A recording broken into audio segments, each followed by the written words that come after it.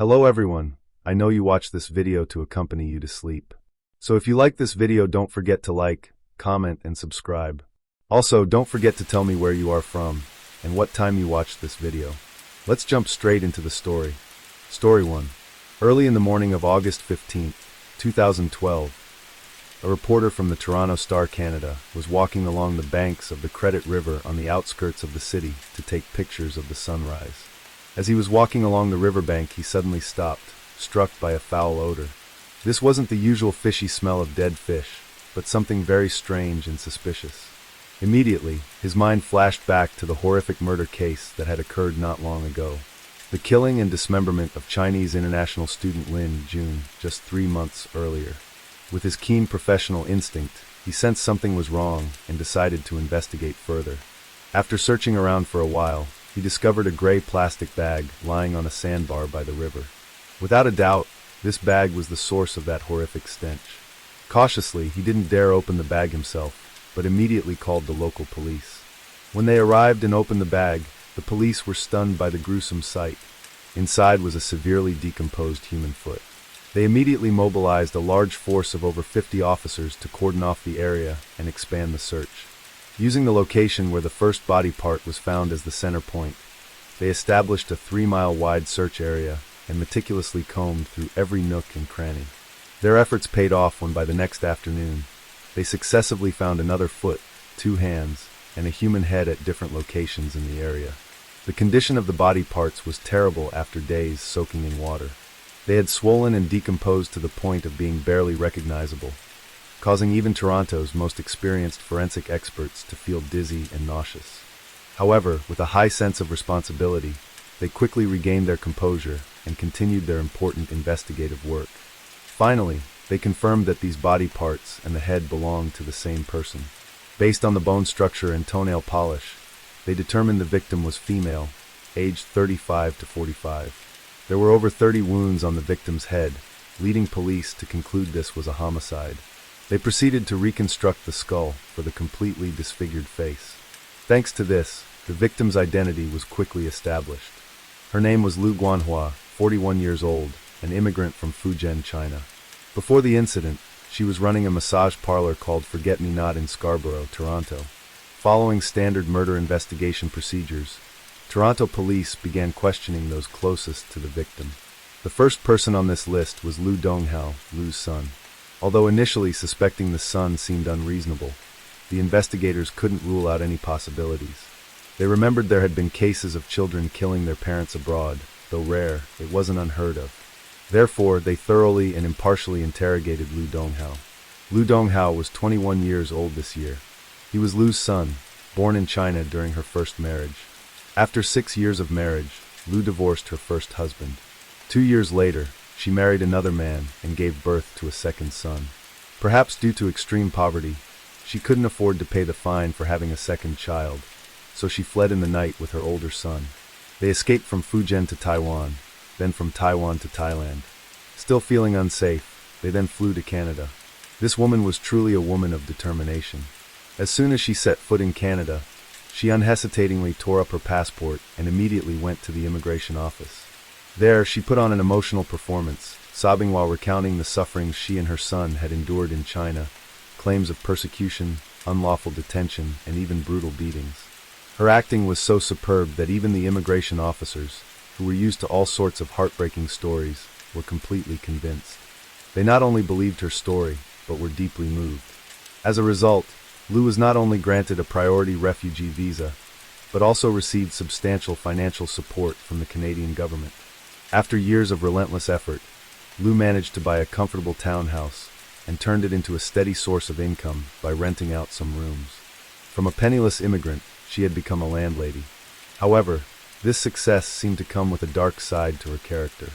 To maintain the appearance of an attractive single woman, Lu demanded that her son conceal his true identity. She forced him to pretend to be just a regular tenant and absolutely forbade him from calling her mother in front of others. During this period, she dated many men from different cultures and races, creating a diverse and complex network of relationships. Not stopping there, she expanded her business ventures by buying a massage parlor from a fellow Fujian immigrant. It could be said that Lu's life had become extremely rich and colorful. Dong-hao told the police that on the day his mother disappeared, her boyfriend Kenneth Grotsky had come to the house. After that, said she had to go out to discuss business and left the house. Since then, he hadn't seen his mother again. Dong-hao mentioned that his mother had previously had occasions where she didn't come home for a few days. But this time, not long after she left, Kenneth called, frantically saying that his mother had gone missing. This point struck him as very strange. He had then reported it to the police. A week before Lu went missing, her boyfriend Kenneth had reported to the police that on the 30th of the previous month, he and Guanhua had a big fight, after which she had moved out. However, they had remained in contact. Until August 10th, Lu said she had to go out to discuss business, then stopped answering her phone, no matter how many times he called. Kenneth also said that when he couldn't find her, he had contacted her son. This point had been confirmed through the previous interrogation of Dong-hao. With a sense of responsibility, the police decided to go to Kenneth's house to inform him of Lu's death, while also probing to see if this man was hiding anything else. The police knocked on Kenneth's door, but the person who opened it was another man. The police asked in surprise if this was Kenneth's house, to which the man said yes. The police continued to ask who he was, and the handsome man asked back who they were looking for. The police said they were looking for Kenneth, so who was he? The man glanced at the police and said, "I'm his boyfriend." This handsome man's name was Hilbert, and he was Kenneth's official boyfriend. Simply put, Lu's boyfriend also had a boyfriend. He was simultaneously in a relationship with both a boyfriend and a girlfriend, being bisexual. Moreover, these three people were living together. The police asked Hilbert to call Kenneth, who was sleeping in the bedroom. When informed of Lu's death, Kenneth appeared deeply grieved. He hugged Hilbert standing beside him, his eyes red with tears. Hilbert gently patted his back, murmuring, "Don't cry, don't cry." The police went straight to the point and asked, "How did you and Lu meet?" Kenneth took a deep breath and said he met Lu at the massage parlor. Before meeting Lu, he was purely homosexual and had never had a girlfriend. Once, after a fight with his boyfriend, not the handsome one standing here, he was in a terrible mood and accidentally walked into Lu's massage parlor. From the very first glance, Lu recognized something special about Kenneth. With her keen eye and rich experience, she noticed the naivety and lack of experience in this young man's behavior, especially in relationships with women. With her skillful techniques and masterful massage skills, created completely new and surprising experiences for Kenneth. As a result, he quickly became a regular customer of Lu's. He was attracted not only by her massage skills, but also by her personality. Kenneth visited Lu's shop almost daily. It must be said that Lu also had skilled hands, even molding a gay man. But she didn't know that her boyfriend wasn't simply someone who could change his sexual orientation from gay to straight. Therefore, she often argued with Kenneth. After each argument, he would buy many gifts to appease her and help her pay off debts. After a while, Kenneth suggested Lu move in with him, saying his house was spacious and it would be more convenient for work later. Because Lu also wanted to be with this single man, she agreed. Of course, Kenneth's house also had Hilbert, so the three of them lived together in an ambiguous, unclear arrangement. Kenneth said that he had put up the money to help Lu buy the massage parlor, just to help her fulfill her dream of being a business owner. But who would have thought, although Lu was the owner, she only focused on work, refusing to step back. Many times, she still directly served customers, often crossing the line between owner and client, and charging extra for special services. Because of this, Lu and Kenneth frequently got into arguments.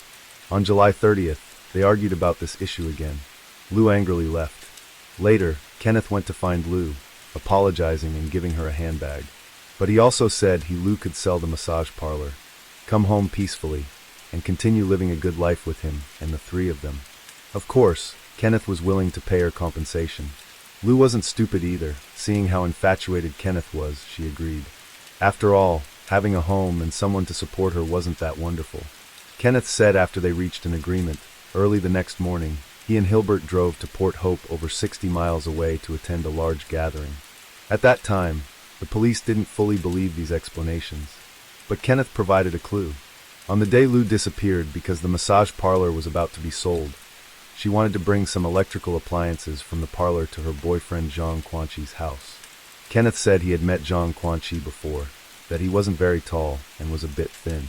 He suspected that Lu might have gone to Zhang's house that day and been killed by him. The police suspected Dong-hao. Dong-hao suspected Kenneth. Now Kenneth suspected Zhang. Step by step, the police were being led around, but what else could they do? It must be known that besides Kenneth and Zhang, Lu was simultaneously involved with many other boyfriends. Faced with such a complex social network of hers, the police were also at a loss. They had to follow Kenneth's line of thinking. After that, they quickly went to Zhang's house to investigate. When faced with the police, he was quite calm. He said he was from Shanghai, 39 years old, and had previously worked as a chef on a Chinese ocean-going ship. On a dark and windy night, when the ship docked in Montreal, he jumped ship while no one was paying attention, with only a piece of bread in his mouth. He then traveled 310 miles to Toronto. Then he began his own performance. Facing the immigration officers, he said in essence that he was a Catholic, cruelly persecuted in China. He quoted a famous saying in Chinese culture, "An army can be stripped of its general, but a man cannot be deprived of his will," emphasizing his steadfastness in faith and ideals. He recounted that he had to save for half a year to have enough money to cross the sea to Canada, demonstrating his determination and sacrifice for his ideals. The immigration officers not only believed his story, but were also deeply moved, to the point of granting him the necessary papers, and even awarding him a commendation. Later, he even brought his mother over, and so they settled in Toronto. Zhang said he had met Lu because he rented a house from her. He said at that time Lu had a large black boyfriend, and he himself also had a girlfriend, but Lu frequently seduced him.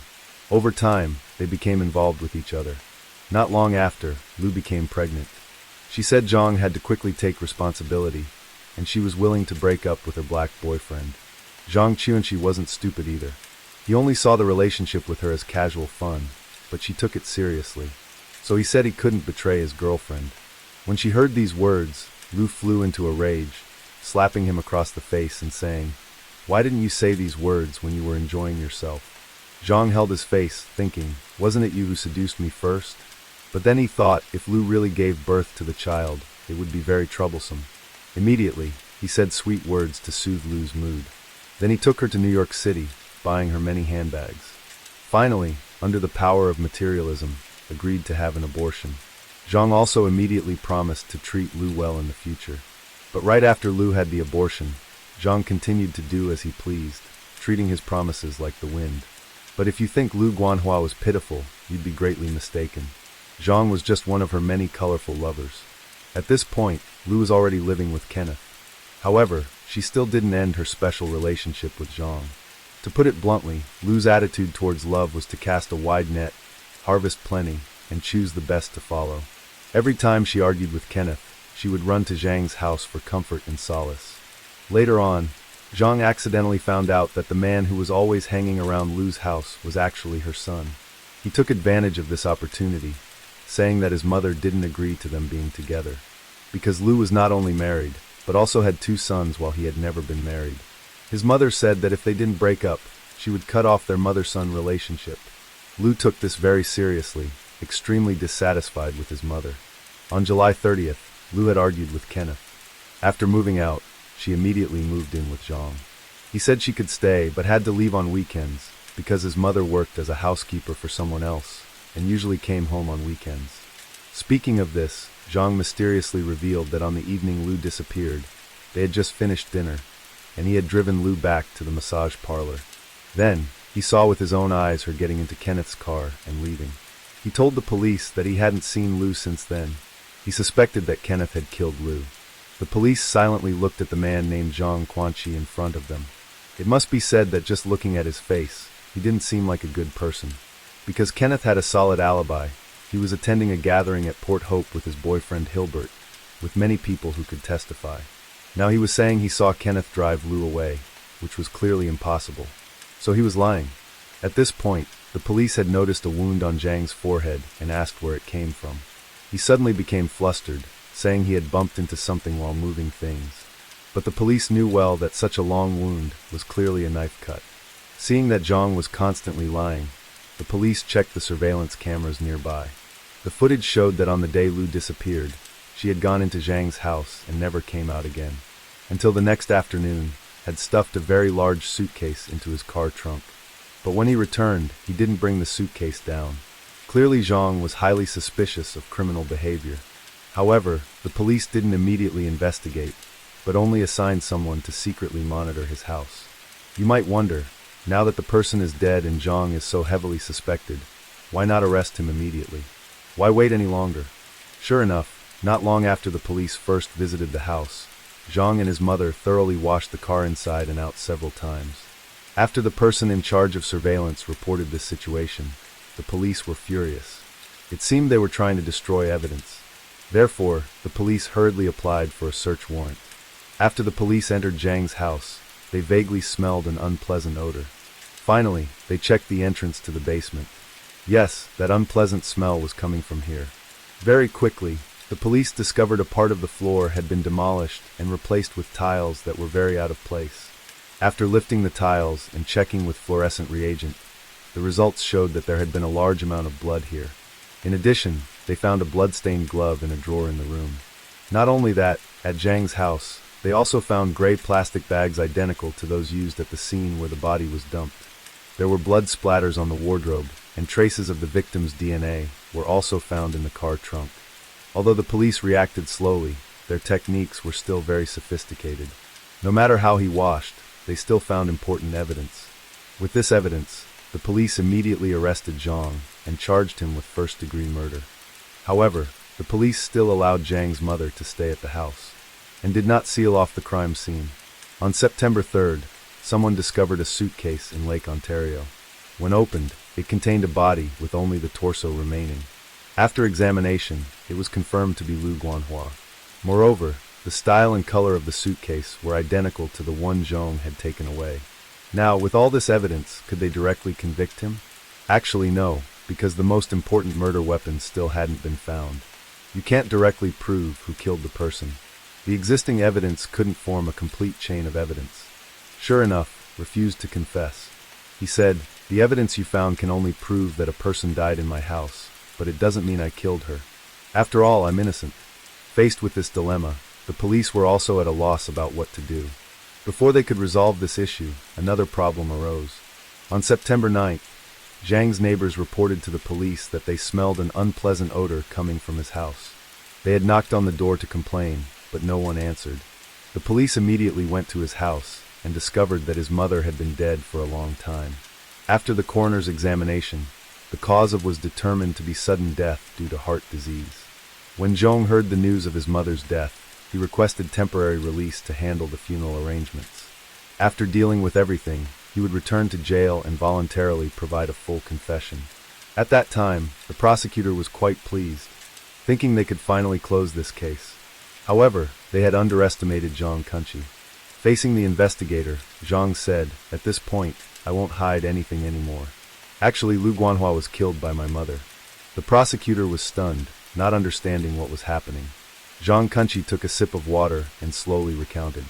He said his mother had always disliked Lu because she had been married twice, had children from previous relationships, lived indecently, and worked in the impure massage business. On the day of the incident, they were having dinner when his mother unexpectedly came home early. The two women started arguing, cursed at his mother, calling her old and unreasonable, unable to distinguish right from wrong. His mother also cursed Lu, calling her depraved, shameless, and accusing her of stealing. Of course, this theft accusation was fabricated. It's unclear if it was true or not. Anyway, his mother had an expensive piece of jewelry that really went missing, and she believed Lu had stolen it. Zhang said their argument became increasingly fierce. His mother went to the kitchen and grabbed a cleaver, saying she wanted to kill Lu. He rushed in to stop them and accidentally got injured on his forehead. Then he went to the bathroom to treat his wound. When he came back, he saw Lu lying on the floor, with his mother sitting on top of her, still hacking away. After a few minutes, his mother came to her senses and asked, "Son, I've killed someone, what should we do now?" Zhang told the police, "What else could I do? How could I report my own mother to the police? She's already so old." After thinking for a while, they decided to dismember the body and dispose of it. They put the limbs, torso, and head into garbage bags and drove to dump them in different locations. All right, now the culprit has become Zhang's mother. But they couldn't convict based on one-sided testimony. Therefore, they conducted an investigation based on Zhang's statement and the autopsy of his mother. The coroner said she had severe heart disease, and there were many related medications in the house. Mr. Shi, the employer who had hired Zhang's mother, also stated that she was a quiet person, hardworking but in poor health. At this point, the police suspected Zhang Kunchi was lying. How could a 70-year-old woman overpower a 40-year-old woman and hack at her frantically? Even if she had initially struck Lu, why didn't Lu fight back? Did she just lie there and let herself be stabbed over 30 times? The more the police thought about it, the more they felt Zhang was fabricating. But perhaps he himself also felt his words were not credible. So on the third day of the trial, he suddenly changed his testimony. At that time, after I finished treating my wound and came out, I saw Lu already dead on the floor. My mother was just hacking at her corpse to vent her anger. The judge asked him how Lu died then, and Zhang stammered, "I wonder about that too. How did she suddenly die? Who killed her?" The judge was so angry, he didn't know what to say. Thinking to himself how he had encountered such a scoundrel, the judge continued to ask, "So why did you lie before and say your mother was the killer?" Zhang Chunchi replied, "Why should I tell you? I'll speak if I want to, and if I don't want to, I won't. That's my right." Hearing these words, the whole courtroom suddenly became noisy. Everyone wanted to rush up and slap him a few times. Even his own lawyer couldn't stand it, signaling him to be quiet. Then the lawyer collected his thoughts and said, "Actually, this is very simple. My client's mother, out of love for her son, seeing her son injured by Lu during the intervention, instantly transformed into a superhuman and took down Lu in the blink of an eye. After all, anything can happen in this world. Human potential is limitless." After hearing the defense lawyer's argument, the jury members felt like they had thousands of galloping horses with nowhere to run. They even wanted to beat up this lawyer. The judge saw the situation was getting out of hand, banged his gavel and shouted, "Silence, silence, stop arguing. We must use evidence to speak." At this point, the prosecutor said, "You want evidence? All right." Then he took out the forensic examination report from his briefcase and read aloud to everyone. There are 19 defensive wounds on the victim Lu Guanhua's arms. This shows that when the attacker struck, the victim was still alive. Moreover, there are over 30 knife wounds on the victim's head, all cuts from top to bottom. This indicates that the attacker was taller and physically stronger than the victim. I want to ask the defense lawyer, does Zhang's mother fit these characteristics? At this moment, the defense lawyer's face turned red, then pale, unable to say a word. Next, the prosecutor pointed at Zhang and said, "You had a relationship with Lu, if not love, then at least friendship. Yet you killed her and dismembered her body. This is an inhuman act. After killing her, you showed no remorse even trying to frame Kenneth, intentionally misleading the police and falsely accusing others. This is an unjust act. Over 10 years ago, you left your homeland, and for the sake of permanent residency, you didn't hesitate to fabricate lies and slander your motherland. This is an act of disloyalty. After your mother died of illness, you immediately blamed all the crimes on her, turning right and wrong upside down, reversing the situation. This is an act of filial impiety. Being such an inhuman, unjust, disloyal, and unfilial person, you still shamelessly stand here speaking nonsense. Your Honor, I propose to immediately convict Zhang of first-degree murder, sentence him to life imprisonment with no possibility of parole." As soon as these words were spoken, the whole courtroom erupted in applause. However, Canada is still a country ruled by law. To convict him of first-degree murder was almost impossible, because after all, the murder weapon still hadn't been found. Moreover, no clues were found on the victim's body that could directly prove Zhang was the killer, unless he confessed himself. Faced with such a complex and messy love story, the judge decided to adjourn the trial for 3 days. 3 days later, after the jury members delivered their verdict, they believed that Zhang's act of dismembering and disposing of the body was premeditated. Based on the available evidence, the charge of second-degree murder against the defendant was established. He was sentenced to life imprisonment, with no possibility of parole for the first 18 years. The case of Zhang is not just a story about crime, but also a painful portrait of moral decay and complex human relationships in modern society. This case will haunt Toronto for a long time as a painful warning about what can happen when people lose their humanity. It's also a reminder that, no matter the circumstances, we must maintain our conscience and morality. Story 2 will be exploring a tragic story that happened in San Antonio that shocked America in 2019. Andrienne Nicole MacDonald was an extraordinary Jamaican woman with an impressive success story. In her early 20s, she built a career in America from nothing. In just a few short years, through her talent and determination, she achieved remarkable success and became one of the most admired young millionaires. Born on September 23, 1989 in Port Antonio, Jamaica, Andrine grew up in a poor working-class family. Her childhood was marked by modest meals and constant deprivation. These harsh circumstances ignited within her an intense desire for a better life. From a very young age, she dreamed of coming to America to build her fortune, determined to rise above her circumstances and become wealthy. With grand ambitions in her heart, Andrine never stopped working toward making her dreams reality. In her education, she consistently proved herself an exceptional student, maintaining top academic performance from elementary through high school. Beyond her academic excellence, Andrine possessed remarkable communication skills and a magnetic personality that drew people to her. After graduating with a marketing degree in Jamaica, she pursued her American dream by continuing her education with an MBA at the University of Texas, San Antonio. This was the crucial turning point that brought her closer to her dreams. There's a saying, opportunity comes to those who never stop trying. Andrine's life proved this true. During her dedicated studies, fate quietly arranged an unexpected meeting. During a visit back to her hometown of Port Antonio, she met her destiny, Andre McDonald.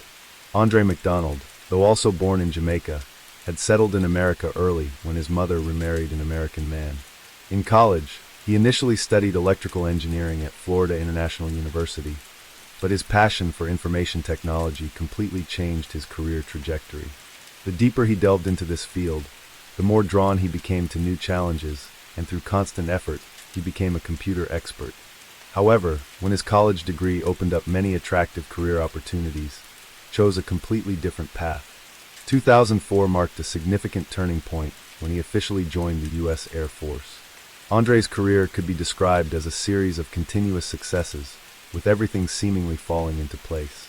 On an early summer day in May 2009, Andre attended a family funeral in Port Antonio, where he met Andrine, a woman 10 years his junior. This meeting seemed destined, a brilliant student and a composed Air Force major. They fell in love at first sight, with their age difference becoming meaningless in the face of their strong connection. Their relationship progressed quickly, and before long they were walking down the aisle. Andre initially worked in Texas, but was later stationed at Lackland Air Force Base in San Antonio. After their marriage, San Antonio became the place where the young couple would build their home. Despite having a husband with a stable military career, Andrine didn't choose to be a stay-at-home wife. The burning desire for business success still burned strongly within her, driving her into the business world. This wasn't just a temporary ambition, but a dream she had nurtured and pursued for many years. Though new to business, Andrine's keen vision quickly recognized the vast potential in elderly care. She believed this was fertile ground, golden opportunity to build her career. When sharing her business idea with her husband, a meaningful coincidence occurred. Andre's grandmother had just undergone leg amputation surgery and needed special care. It seemed destiny was smiling on Andrine as her business plan perfectly met an urgent need within her own family. With strong faith in his wife's abilities, Andre didn't hesitate to invest all their assets to support her entrepreneurial dream. He not only agreed to sell his beloved car, but also boldly took out a substantial loan to secure startup capital. And so at age 22, with the burning passion of youth, Andrine established Starlight Homes Assisted Living, marking the beginning of her business journey. Through dedication and enthusiasm, Andrine poured her heart into managing and developing the assisted living facility. Under her meticulous and attentive management, Starlight Homes quickly built a reputation and prestige in the industry, attracting more and more clients. After just 2 years, the facility had developed remarkably, with Andrine taking on the key role in operations.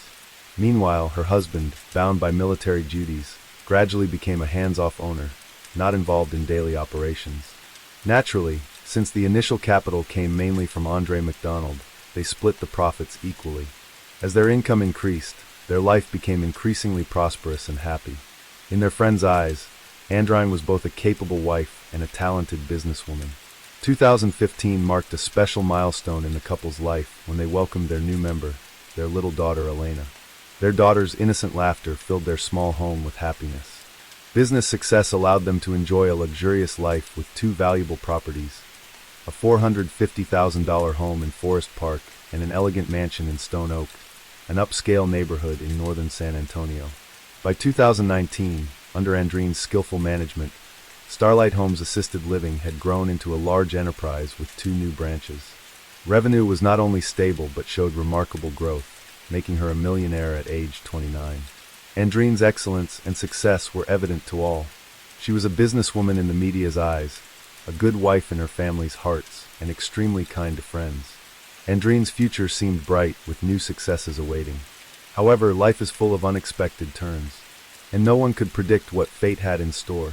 With her relentless drive to succeed, Andreen constantly set higher challenges for herself. She maintained a strict disciplinary schedule at the gym by 5:30 a.m. every morning and at the office by 8 a.m. This routine had become an essential part of her life for many years. However, on March 1st, 2019, tragedy struck. For the first time in years, Andreen, known for her punctuality, didn't show up at work as usual. Her phone was silent.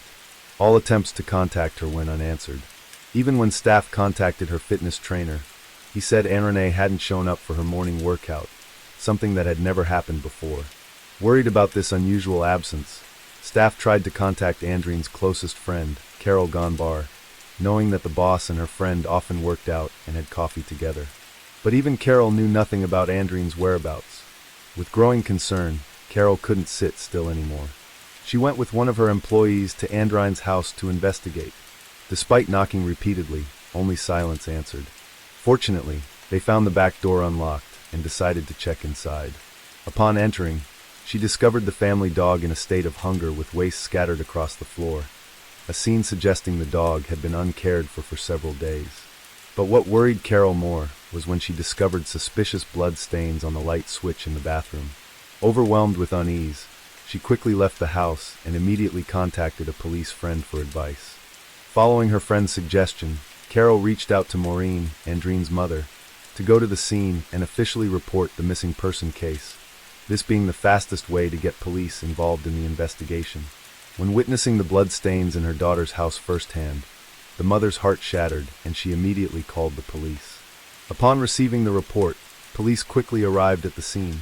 After careful inspection, they discovered 3 suspicious things. First, Andreen was missing, but her car, wallet, and keys were still in the house. Second, there was blood and long hair stuck to the light switch in the bathroom. Third, in the backyard, there was a suspicious pile of ashes with a zipper head, suggesting someone had burned clothes there. Maureen confirmed the zipper was from her clothing. While police were analyzing the situation, husband Andre McDonald cheerfully ran home, saying he had found Andreen. It turned out Andreen had a history of migraines, so when he heard his wife was missing, his first reaction was to check the hospital on Highway 281. After asking the staff, he confirmed his wife was there. Hearing this news, everyone felt relieved. It seemed all the commotion was just a misunderstanding.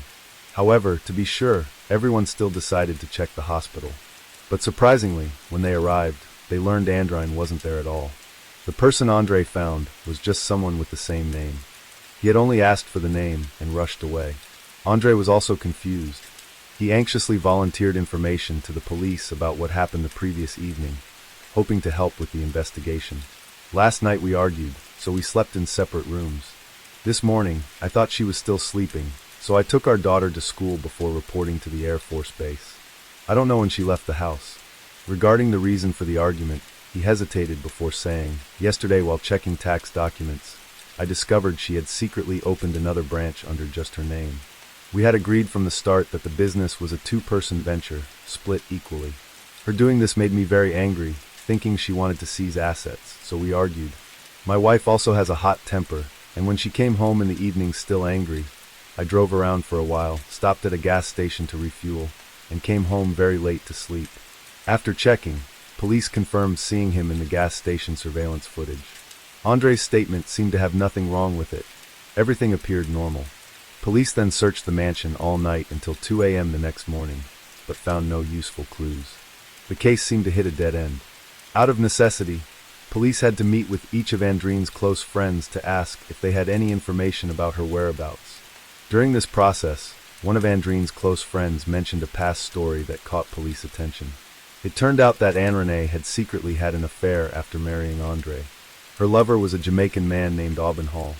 He and Andreen were from the same hometown, and were also ex-lovers. They had been together for a while, and though they broke up, they still had feelings for each other. In 2017, during a charity event, Anne-Renee met Aubin again.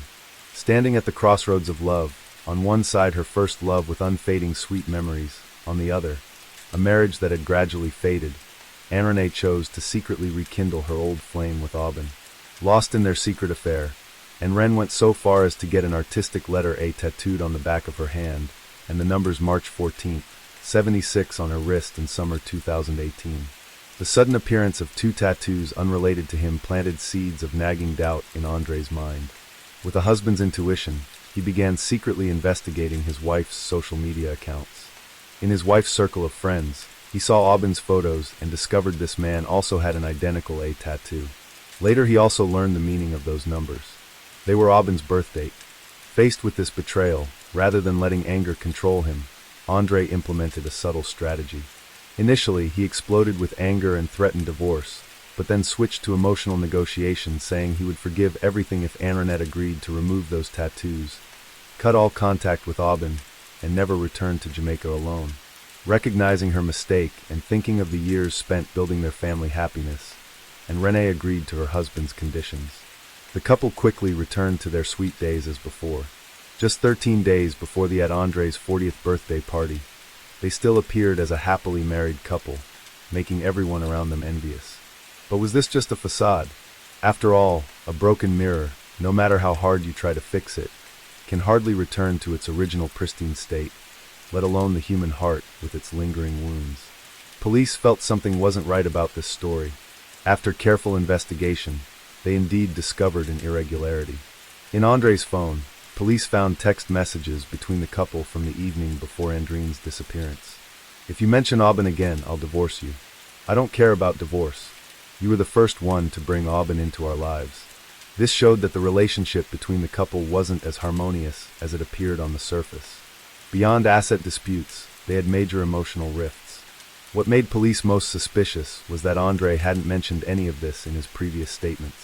When asked for more details, he remained silent, even declaring he would contact a lawyer. To uncover the truth, police stationed surveillance outside Andrine's mansion 24/7. What police didn't expect was that the very next morning, they would discover something unusual. Andre had gone to a nearby gun store to purchase a handgun and ammunition. At this point, Andre accidentally discovered undercover police monitoring him in the gun store. Therefore, he paid but didn't take the gun and tried to flee. Realizing their cover was blown, police decided to act first, arresting Andre. Initially, they worried he might buy the gun to do something reckless. Therefore, they handed him over to the Air Force for psychological evaluation. Meanwhile, police returned with a search warrant and conducted a second search of the house. This time, they discovered several new clues. The first clue was that the garage door was damaged while it had been intact during the first search. Clearly, something had happened between the two searches. Next, they discovered a shovel, axe, 2 gas cans, flashlight, and gloves in Andre's car. These items looked suspicious and appeared to be newly purchased. Additionally, in the garage trash can, police found a torn store receipt. Based on the address on the receipt, they went to the store and through surveillance footage learned that Andre had bought all these tools on the Monday after his wife's disappearance. In the garage trash can, police also found a hammer and a pair of Andre's pants. Both the pants pocket and hammer had blood stains. DNA testing showed these blood stains belonged to Andre. Combining the clues, police believed the tools like gas cans, hammer, axe, and other items were likely used by Andre to dispose of the body. Inspector Javier asserted, looking at these malicious tools, he must be connected to Andrine's disappearance. All evidence points to one frightening conclusion. Andrine was murdered, and the perpetrator is her husband, Andre McDonald. With this string of suspicious clues, police decided to shift their investigation from a routine missing person case to a serious murder case. Although the suspicious signs surrounding Andre were obvious to anyone, since they hadn't found the victim's body and there were no direct witnesses, police could temporarily only arrest him on charges of tampering with evidence. "When I heard my son was arrested, it was like being struck by lightning," Andre McDonald's mother tearfully shared. "They were a happy couple. How could my son harm his wife?" On March 5th, Andre McDonald's trial began at the Behar County Court. The main charge against him was intentionally destroying important evidence, including purchase receipts and text messages that could be related to the case. In court, Andre McDonald insisted he had nothing to do with his wife's disappearance. The gun purchase was only for self-defense. He even declared his deep love for his wife and that he would absolutely never harm her. Faced with not finding the victim's body and lacking decisive evidence, the court had to allow Andre to post bail after he paid $300,000 on March 27th, parallel to the legal proceedings. The search for Andre continued unabated. As a successful and respected businesswoman in the community, her disappearance had sparked widespread concern. A large-scale search campaign was launched with hundreds of volunteers participating. Notably, the Air Force Base also sent 200 service members to join the search effort, along with a substantial police force being mobilized. The massive search team practically turned Bihar County upside down, but yielded no results. She had vanished like dust in the air without a trace. On the 8th day after the incident, in an atmosphere heavy with grief, family and friends held a prayer vigil for Andre N. Amid flickering candles and heartfelt prayers, they sent a message to Andre. "If you have any conscience left, tell us where Andre N. is." But answering that plea was only frightening silence from Andre, who continued to deny any knowledge of his wife's fate. When 3 weeks passed without any leads, Bihar County authorities had to request assistance from the state of Texas, while announcing a $5,000 reward for any information that could lead to Andre N.'s whereabouts. Over time, the Federal Bureau of Investigation, FBI, also joined the investigation. By this point, this mysterious disappearance had captured widespread social attention, touching the hearts of Americans nationwide. FBI agent Michelle stated, "I want to urge the public not to give up hope. We will always remember this case and never give up searching." However, despite the large-scale search campaign and national attention, there were still no clues about Andre N. The case reached an impasse. After 133 long days of relentless search efforts on July 11, 2019, a search volunteer named Clifton accidentally discovered a human skull on a ranch 6 miles from Andreen's house. The remains were cleverly disguised next to a pile of cattle bones, like a final attempt to conceal the horrific crime. As soon as they received the report, police immediately arrived at the scene.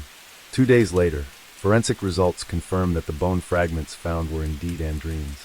On July 13, 2019, in a press conference heavy with grief, Sheriff Javier officially announced this news, marking the end of the months-long search campaign. Immediately, Andre McDonald was arrested for the second time, but this time on murder charges. The forensic report revealed horrifying details. Andreen's spine and ribs were shattered, her jawbone severely fractured. However, due to the body's extensive destruction, experts couldn't determine the exact cause of death. Clearly, only Andre knew the full truth about Andreen's death. During initial interrogation, investigators pointed out that the couple's relationship had actually deteriorated long before. Andre frequently abused his wife. In February 2017, he had filed for divorce but suddenly withdrew the petition. Faced with the murder charge, Andre defended himself. In August 2016, I was transferred to Keesler Air Force Base in Mississippi for a 6-month training course. At that time, we still had a good relationship, no problems. But during a break, I suddenly received a text from Anne saying she wanted a divorce.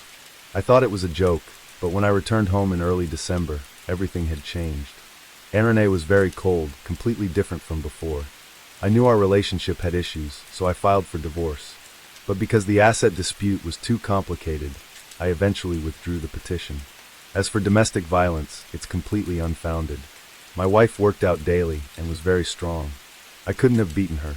During questioning, Andre gradually admitted to the conflicts between them and acknowledged their discord.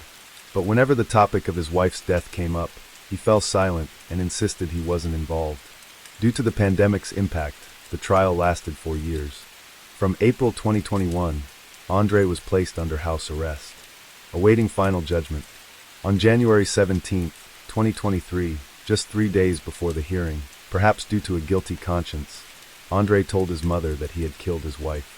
He then called his wife's mother and sister.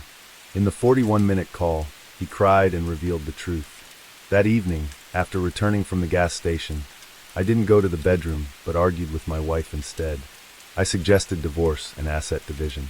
Unexpectedly, this made her furious. She spat at me, cursed, and tried to hit me.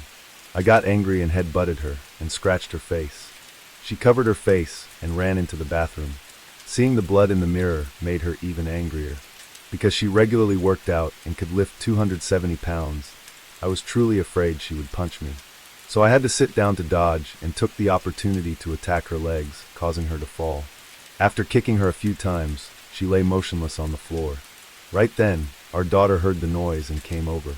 I didn't want our daughter to witness this, so I carried her back to her room and soothed her to sleep. About 30 minutes later, I returned to the bathroom, and she was still lying motionless on the floor. When I approached, I discovered she had stopped breathing. This is the whole truth. I really didn't intend to harm her. Please believe me. Andre McDonald described the entire incident as an accident. On January 20th, 2023, the trial officially began. Andre McDonald once again recounted the incident. As he had described, throughout the trial, the judge raised several key questions. When you realized Andre had stopped breathing, why didn't you call 911? Andre McDonald argued that calling emergency services couldn't have saved her. At that time, I didn't want our daughter to see. I just wanted my wife to quickly disappear from the house. So I drove to a nearby ranch, placed her next to a dead cow, then stripped off all her clothes. When I got home, I burned those clothes in the backyard. How do you explain the multiple broken bones in Andre's body? Andre answered, that day after police finished searching the house, I went to the store to buy gas cans, an axe, and a hammer. I poured gasoline on her and used a lighter to burn her. After the fire went out, I used the hammer to hit her face and neck multiple times. I was very angry then, because if she hadn't had an affair, if she hadn't tried to seize assets, if she hadn't insisted on arguing and getting physical, things wouldn't have come to this. Andre emphasized that all his actions were self-defense, and he had no intention to kill. To prove this, he even played a video showing his wife's strong physical condition to demonstrate his statement was reasonable. After 6 days of trial and 33 witness testimonies, the jury reached an impasse in deciding whether Andre McDonald should be convicted of intentional murder, manslaughter, or be acquitted. Some jury members felt that after confessing, Andre showed no remorse, desecrated the body, and skillfully defended himself in court without any regret. Moreover, after the incident, he transferred all the money from their joint bank accounts elsewhere, and to this day, police haven't found where the money went. All these things showed his heinous crimes couldn't be forgiven. But others felt this case was more like an accident, that Andre McDonald had no intention to kill, that it was truly unintentional. He had no prior criminal record, and was a well-disciplined serviceman in the military. Everyone had different opinions, arguing endlessly. Finally, after nearly 11 hours of discussion, the jury reached their final verdict. Andre was convicted of manslaughter with a maximum sentence of 20 years in prison. In February 2023, based on this verdict, the judge added 5 years for evidence tampering. Therefore, Andre McDonald's total prison sentence was 25 years. Although Andre McDonald later appealed, all appeals were rejected. Notably, in the subsequent civil lawsuit, Andre McDonald was ordered to pay $110 million in damages and $100 million in punitive damages. These amounts would be paid to Andre's family, with at least $60 million designated for daughter Elena. Considering that Andre had previously transferred money away, the prosecutor requested establishing a trust fund for his daughter to ensure she would receive this money when she grew up. The 4-year-long trial finally came to an end. However, the court's verdict couldn't heal the wounded hearts.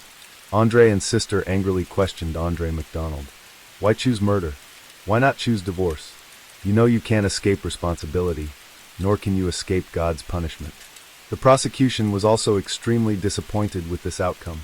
In their minds, Andre McDonald was very cruel, had clear motives, showed no remorse after the crime, and used a hammer and fire to dispose of evidence. What he said wasn't credible.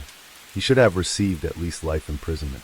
In fact, the vast majority of people shared this view, believing the sentence was too lenient, and he still had a chance for parole. In this tragedy, the most pitiful person was daughter Elena. The little girl had been diagnosed with severe autism at age 4 and could barely speak. Now, all these events had caused her to develop post-traumatic stress disorder. For a child, such experiences are truly heartbreaking. This has left irreparable damage in her young soul. Story 3. On February 24, 2023, the body of Abby Choi, a well-known figure in Hong Kong, was found by the police in a house in Leung Mate Suan Village, Tai Po, Hong Kong. The crime scene was horrifying and could be described as gruesome. Many people felt nauseous upon seeing the room. Choi was highly recognized in Hong Kong's entertainment and fashion circles. However, her fate has now become synonymous with terms like dismemberment to dispose of the body, involving methods such as boiling soup, dismembering, and storing fragments in a refrigerator, making the case a global shock. Even BBC and CNN covered the incident. Since then, various news sources have made this once clear case more confusing. Some claim it was a property dispute, while others suggest it was driven by a romantic relationship between her former and current partners, who were allegedly involved in a same-sex affair. So what exactly did she go through? And why was she murdered in such a brutal manner? Abby Choi was born on July 15, 1994 in Hong Kong. Her mother, Chung In Fa, was an ordinary village woman. Growing up, she married her first husband and lived in Haikou City, Hainan, China. Since her in-laws were influential in Hong Kong, they moved there and had Choi. But the good times didn't last long.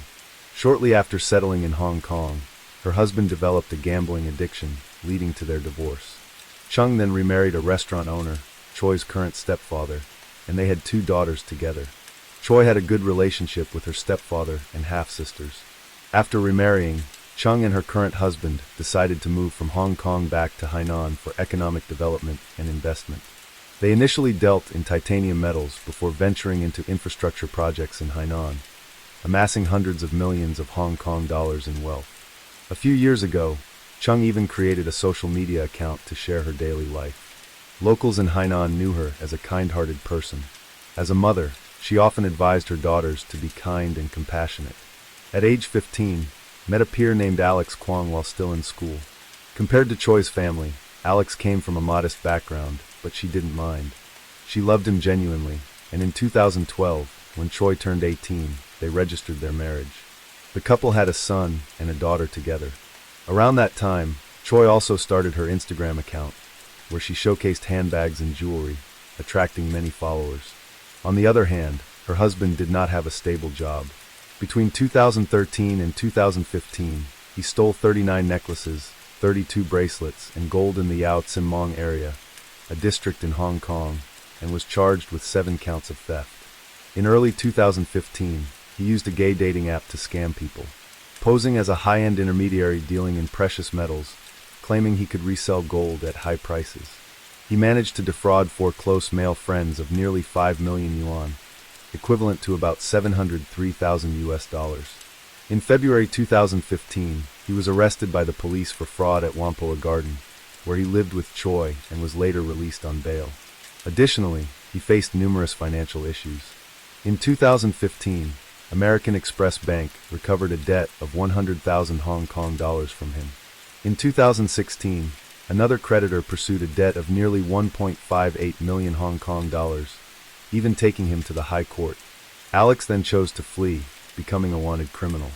Remarkably, for years afterward, he frequently traveled between mainland China and Hong Kong, but the Hong Kong police failed to capture him. After he fled, Choi likely realized she had married the wrong person, and quickly divorced him. Post-divorce, custody of the children was awarded to Alex, and the children were sent to live with his family. Choi then moved on to a new life, marrying Chris Tam Fong Chun, the son of the owner of Tam Jai Noodle, a popular restaurant chain in Hong Kong with a 27-year history and hundreds of branches. On December 9, 2016, Abby Choi and Chris held a grand wedding, although they never officially registered their marriage. Interestingly, most of the assets of both families remained separate. After the wedding in 2018, purchased a high-rise apartment in Manhattan Hill, which currently has a market value of approximately $45 million, equivalent to about $5.8 million. Despite not having official marriage documentation, their married life seemed very sweet, and Choi had a son and a daughter with Chris. Choi's mother, Chung In Fa, often posted family photos on social media, captioning them with, "The fate of my incredibly filial son-in-law is truly remarkable. Whenever we're together, we engage in endless conversations, understand and support each other, cherish the beautiful journey of life, and feel grateful for everything." Based on these posts, it is clear that Chung In Fa was very fond of her new son-in-law Chris. Additionally, Chris took excellent care of Choi's 2 children from her previous marriage. When they traveled, they often brought all 4 children along.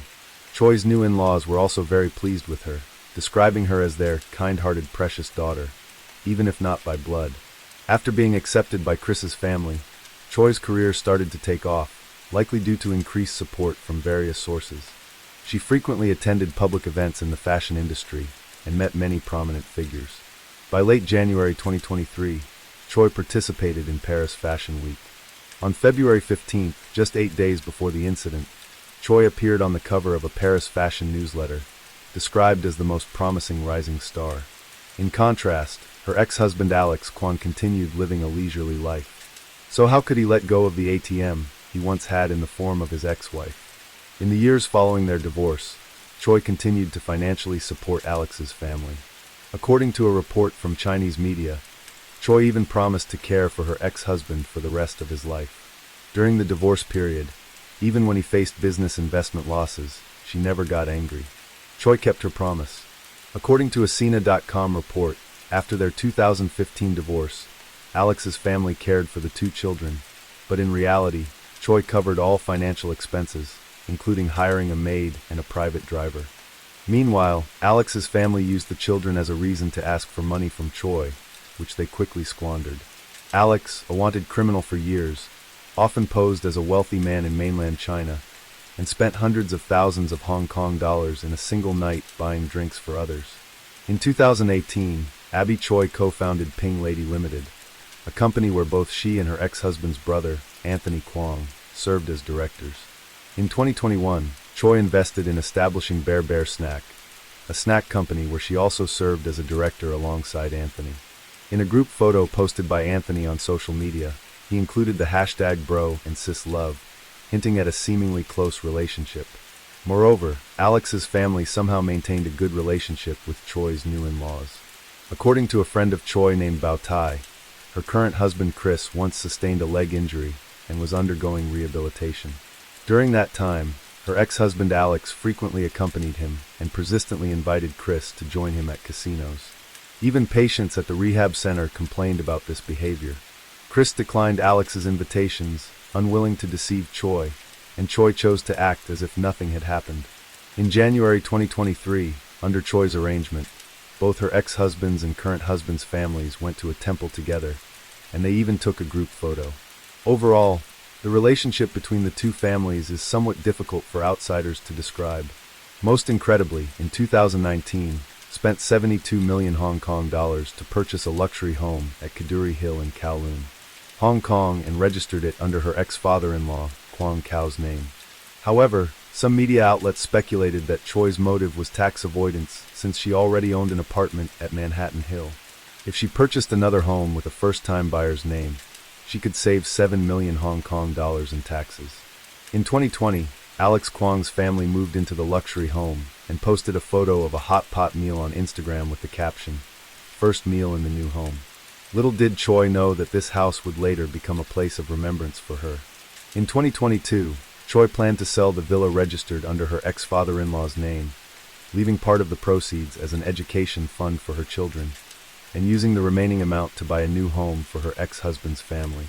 With legal assistance, since she wasn't the registered owner of the house, she needed to present sufficient evidence to prove she had fully funded the purchase for the house to remain under her control. In January 2023, listed the luxury home for sale at 77 million Hong Kong dollars. Real estate agents frequently brought potential buyers to view the property, which made Kwong Kao very anxious. Despite Choi's repeated reassurances that she would handle everything smoothly, he refused to accept it. He believed that since the house was in his name, it should belong to him. He even threatened to kill Choi if she dared to sell it. The opposition from Alex's family only strengthened Choi's resolve to proceed with the sale.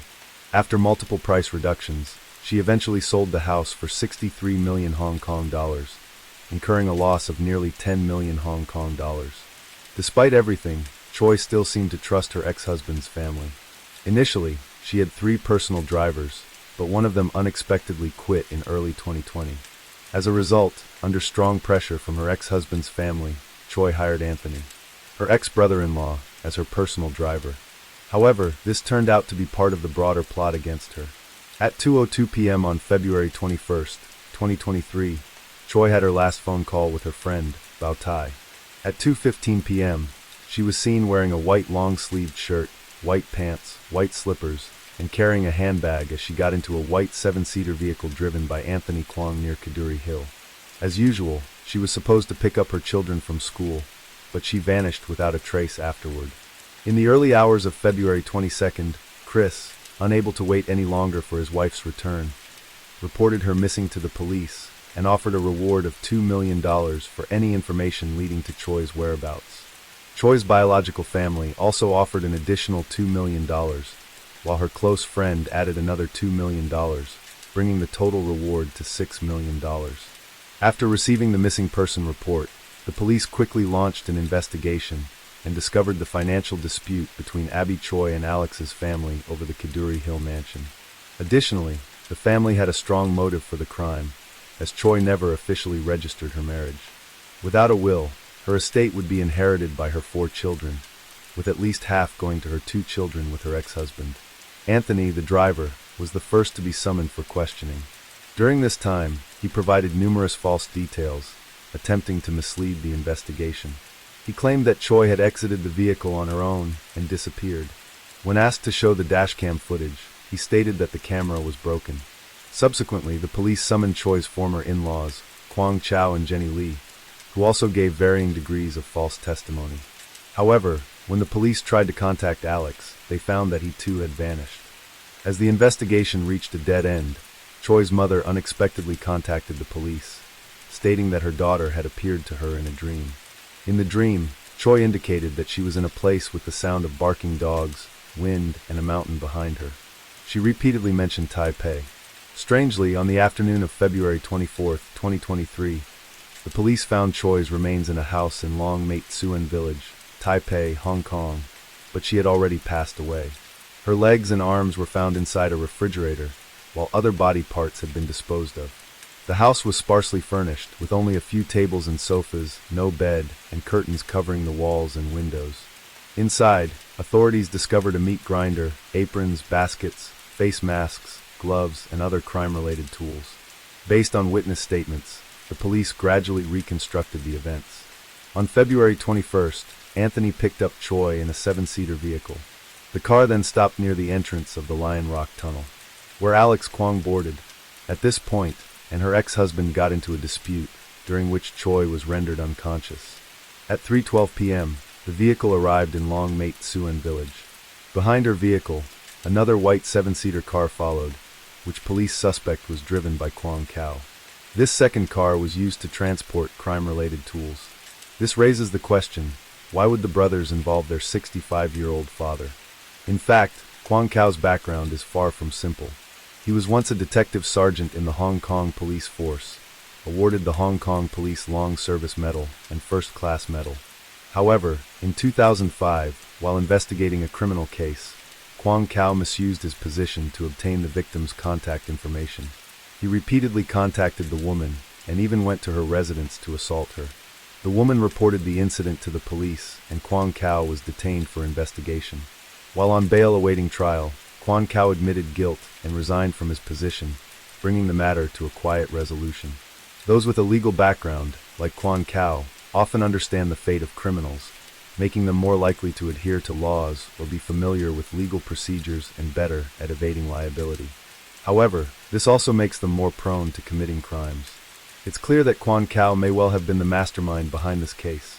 From the night of the incident until the early hours of the following day, villagers and lungmates soon heard continuous chopping sounds coming from the house. Additionally, they heard a man and a woman arguing, though they couldn't discern the words, assuming it was a routine domestic quarrel, so they didn't report it to the police. A villager named Jiang noted that the house had been vacant for some time and was only recently rented out. 1 to 2 weeks before the incident, a white 7-seater car was frequently seen parked in front of the house. Upon investigation, the police discovered that the tenant of the house was named Chi Wing, Kwong Kao's mistress. Chi Wing worked at a massage parlor. 6 months earlier, she met Kwong Kao, a regular client, and the two developed a romantic relationship. In mid-February, Chi Wing also rented another apartment at Arc de Triomphe in Hong Kong. The evidence indicates that this was a premeditated murder, not a spur-of-the-moment crime of passion. On the same day the victim's body was found, police arrested Anthony, Kwang Kao, and Jenny Lee for obstruction of justice. A day later, at 1 p.m. on February 25th, police apprehended Alex, who had been on the run for several days at Tung Chung Pier near Hong Kong International Airport. He was carrying over $500,000 Hong Kong dollars in cash and several luxury watches valued at over $4 million Hong Kong dollars. The person assisting Alex in his escape was 41-year-old Lin Shun, an employee of a yacht rental company. After the incident, he received 300,000 Hong Kong dollars and promised to help Alex flee Hong Kong to Macau by sea. On March 6, 2023, Hong Kong police arrested Alex's new girlfriend, Pun Hao-in, while she was attempting to escape from Hong Kong to mainland China. Pun was accused of contacting Lin Shun to arrange Alex's escape. Surprisingly, Pun was not only Alex's girlfriend, but also a close friend of Choi. She had attended Choi's birthday party, and the two had taken numerous photos together. On February 25th, a large number of police officers searched the Kowloon area for evidence, including over 100 divers, aerial search teams, police dogs and mobile units, but nothing was found. On the afternoon of February 26th, police finally discovered Choi's head in a large pot of soup about 1.5 feet tall at a related house in Long Maitsuan village. Carrots and other vegetables were also found in the soup. Police speculate that the killer wanted the soup to resemble kitchen waste for easier disposal. So far, 7 suspects have been arrested. Kwang Chow, Anthony Kwang, and Alex Kwang were charged with murder. They, along with Jenny Lee, were denied bail. Pun Hao-in, Chi Wing, and Lin Shun were granted bail. In mid-March, an 8th suspect emerged. Some villagers reported seeing a masked man standing guard at the house on the day of the murder. Surveillance cameras captured a front view of the man, whose identity is still being verified by the police. A pre-trial hearing was held on May 8, 2023, with 6 of the 7 suspects in Choi's murder appearing in court. Prosecutors revealed that blood matching Choi's DNA was found inside her ex-brother-in-law's car, and over 30 pieces of evidence collected by police, including knives, chainsaws, and hammers from the village, would undergo DNA testing. Later, in December 2023, Choi's ex-husband and 2 of her former brothers-in-law were also charged with preventing Choi's burial. As of now, the suspects in the murder case of Choi have not been fully convicted. Her ex-husband Alex, along with his family members, have been charged with murder and other related offenses, including obstructing the lawful burial of Abby's body. As of October 2024, the trial is still ongoing due to challenges in forensic examinations and evidence handling. The trial is expected to resume in early 2025. Hopefully, the perpetrators will face appropriate punishment and we will provide updates accordingly. Typically, perpetrators of murder cases may be antisocial individuals, harbor deep hatred towards the victim, or have psychological deficiencies. While the Kwang and Choi families had financial disputes, resorting to such a brutal method to gain wealth was unnecessary. Additionally, the harmonious relationship between the 3 families before the incident makes the case, which seems straightforward, more complex due to rumors and suspicions. Currently, the most discussed topic on social media is the puzzling relationship between Choi's ex-husband Alex and her current husband Chris. Not only did Choi financially support Alex's family, but even Chris's family frequently interacted with them. Kwang Kao even hired several attorneys for his defense after his arrest, and sent a message to family through his legal assistant, saying, "Many netizens believe that the nature of Abby Choi's divorce case may be beyond the imagination of ordinary people. Some even suggest that Alex and Chris might have a same-sex relationship, with Chris' marriage to Choi being a mere formality. However, this theory is unconvincing, as Choi bore Chris both a son and a daughter after their marriage. It would be illogical for a sham marriage to produce 2 children. Some also claim that the good relationship between the Kwang and Chris families was due to the fact that Alex Kwang, Chris, and Choi were former classmates. However, a newly released wedding video from 2016 seems to offer a different perspective on how they met. In the video, Chris admits that their interaction was more like a chance encounter on the street rather than that of classmates. Another theory suggests that the 2 families were essentially part of a mutual benefit community, with Choi merely being a tool used by both families for money laundering. Choi's home often stored a large number of luxury goods, far exceeding personal needs.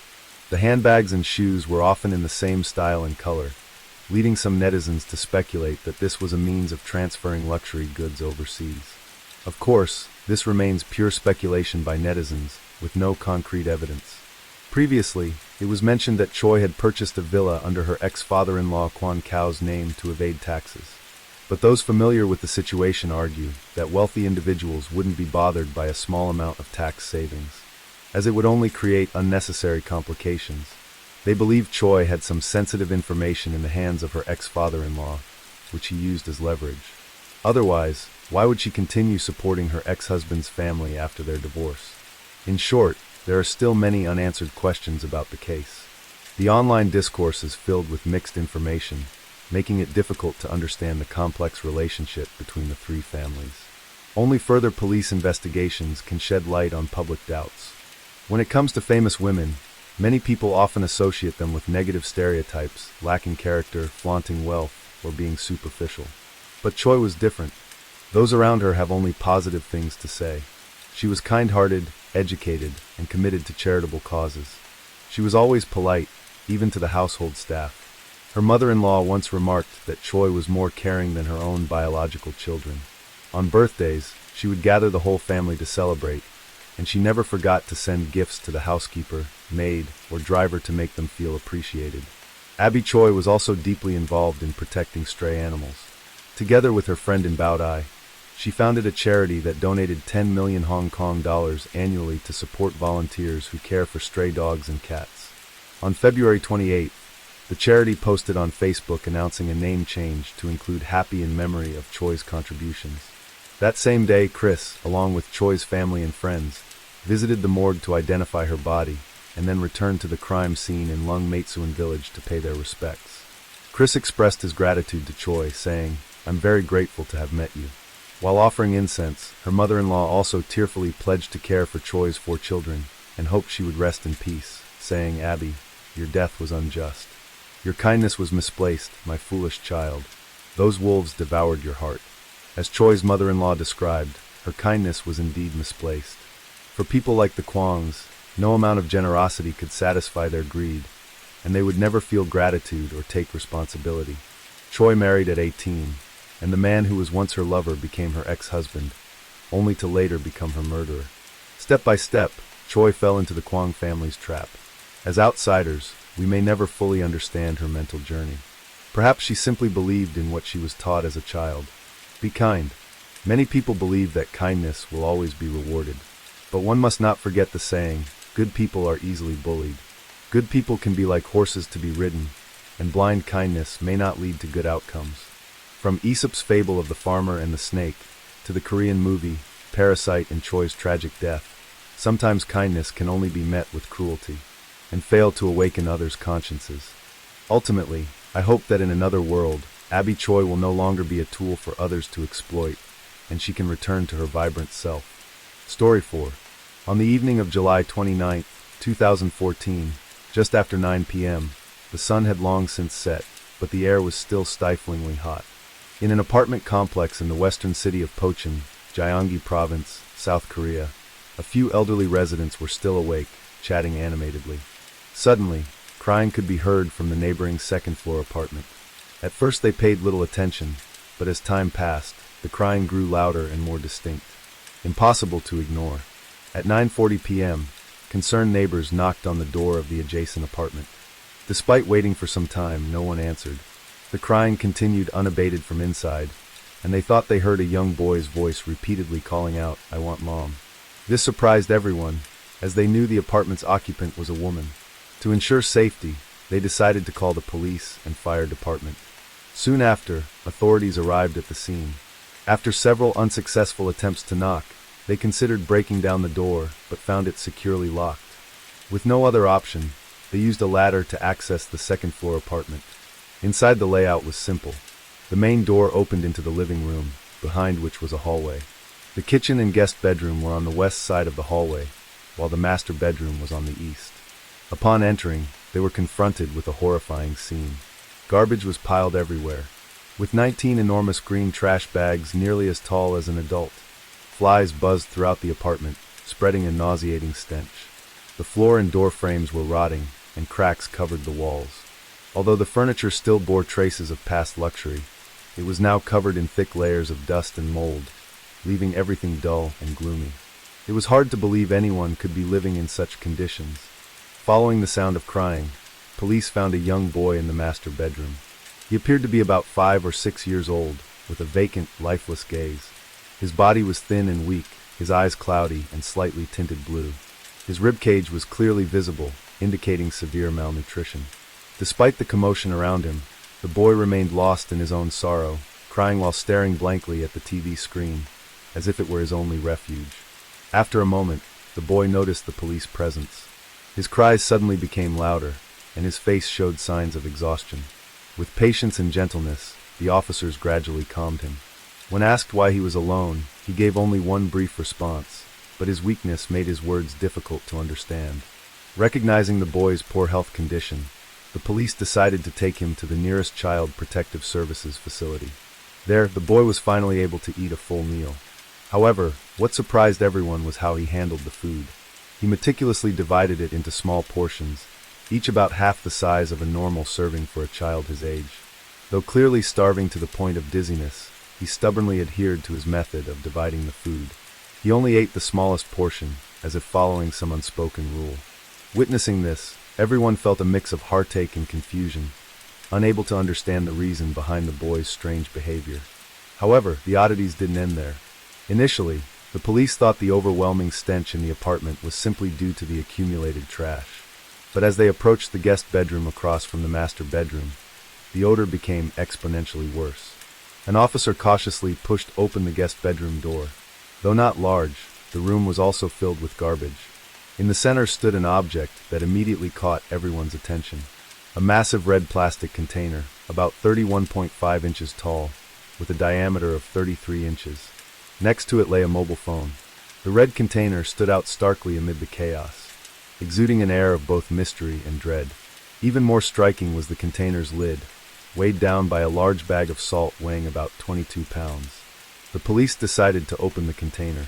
Inside, they found a purple blanket covering the contents. After carefully clearing the area around it, they slowly lifted the blanket. Instantly, a chill ran down the spine of everyone present. Inside the container was a body in an advanced state of decomposition, submerged in an unidentifiable liquid. The prolonged hot weather had accelerated the decomposition process, making the condition of the body even more horrific.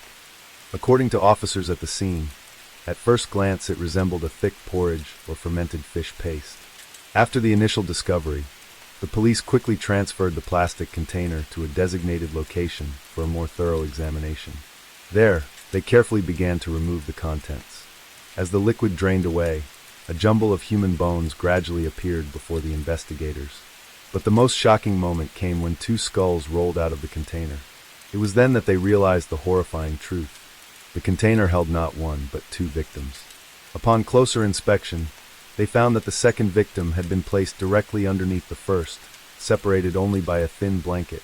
This arrangement suggested that the perpetrator had intentionally separated the 2 bodies, perhaps to prevent them from mixing, or for reasons known only to the killer. Forensic examination revealed that both victims were males, aged between 40 and 50. The victim on top had died about a year earlier. Around his neck were 3 loops of a scarf about 6.5 feet, about 2 meters long, and his face was tightly wrapped in plastic wrap over 3 feet, about 1 meter long. The container was filled with salt, possibly an attempt by the killer to slow decomposition, though clearly ineffective. The lower victim had been dead for over 15 years. The cause of death for both remained a mystery. The mixture of bodily fluids made identification extremely difficult. The only remaining clue was a finger that hadn't fully decomposed, retaining a fingerprint. The police immediately commissioned the National Forensic Service to attempt to reconstruct the fingerprint in hopes of identifying the unfortunate victims. This horrifying case sent shockwaves through Pakhan City. An atmosphere of fear and confusion engulfed the community. Pressure mounted on the investigators, who were acutely aware of their responsibility to quickly solve the case, find the perpetrator, and unravel the mysteries behind these 2 tragic deaths. Without wasting time, the very next day, the Pakhan City Police formed a special investigation team of 60 elite members. Their first task was to thoroughly interview residents living around the apartment where the incident occurred, hoping to find clues about the boy's parents. However, the results only deepened the mystery surrounding the case. Most neighbors adamantly claimed they had never seen the boy before. This raised questions about how the child had lived in such seclusion for so long. They only remembered seeing the woman, who lived in the apartment about 20 days ago. The neighbors' testimonies also painted a strange picture of this woman. They described her as rarely being at home. Her visits were brief before she would disappear again. The police tracked down the eldest son of the couple, Mr. Park. He revealed that the boy was his half-brother, sharing the same mother but a different father, and that the boy's father had been missing for a long time. He was currently unable to contact his mother. Mr. Park also mentioned that after reaching adulthood, he had moved out of his parents' house to live with his grandparents. He admitted that he had never paid much attention to his younger half-brother, assuming the child had been sent away by their mother. According to the investigation, the boy's mother was Lee Young-suk, 51 years old. Worked at a candy factory.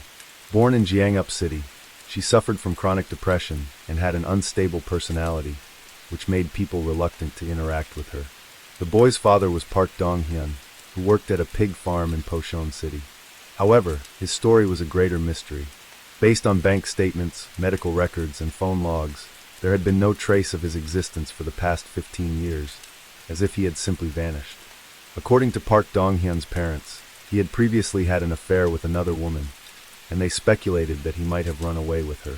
The SIM card in the mobile phone found next to the plastic container was registered under Park Dong-hyun's name.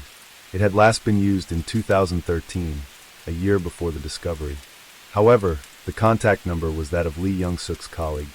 This suggested that the actual user of the phone might have been Lee Young-suk herself. If so, why was she using her husband's phone? Due to the severity of the case, the police issued a nationwide warrant for Lee Young-suk on charges of murder and concealment of bodies. Just one day after issuing the warrant, surveillance cameras near Songguri, Pocheon City, captured images of Lee. She appeared to be in a great hurry, leaving work an hour early and quickly departing from the factory. This area was a complex industrial zone, with many foreign workers living in factory dormitories, creating a challenging environment to control.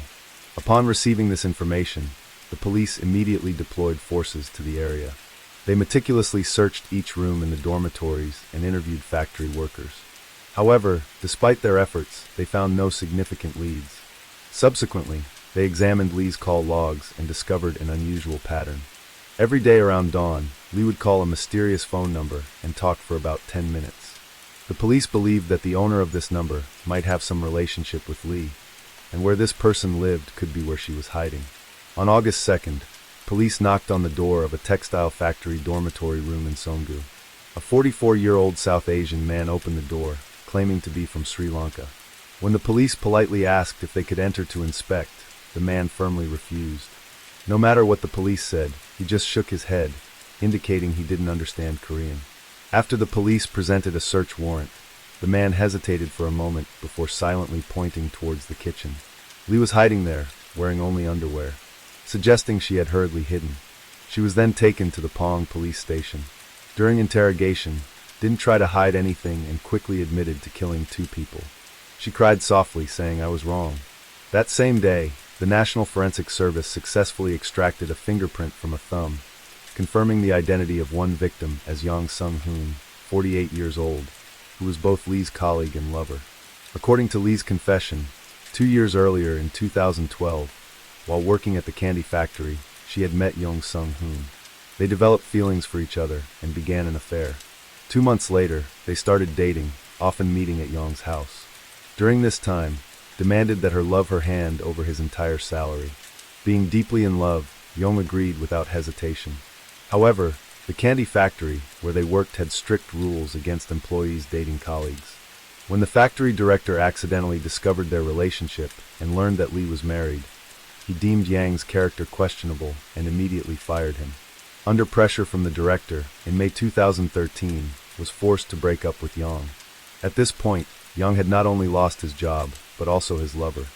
Faced with this unexpected misfortune, he felt extremely angry and demanded that Lee return his salary to compensate for his losses. But Lee said the money had been used for their life together, so she had no reason to return it. This led to an argument. For the next 2 months, Young frequently came to the factory to find Lee and demand money. Under pressure, Lee could only borrow from various sources to repay the debt, but it wasn't enough. The relationship between the two deteriorated, and the once loving couple became enemies. Each meeting inevitably led to intense arguments. In July 2013, Young went to Lee's home in Sinbuknian, Pochin City, to reclaim his money. Faced with Young's persistence, Lee didn't respond immediately, but silently sat down, poured a drink, and offered him one, suggesting they drink together. Although Young found it strange, he didn't think much of it since he was already there. He drank while continuing to demand repayment. After a few minutes of pleading, finally spoke. She said, "If you keep making a fuss like this, I won't have money to pay you back. If you continue like this, I'll take your life and then do the same to myself." Hearing these words, Young couldn't contain his anger.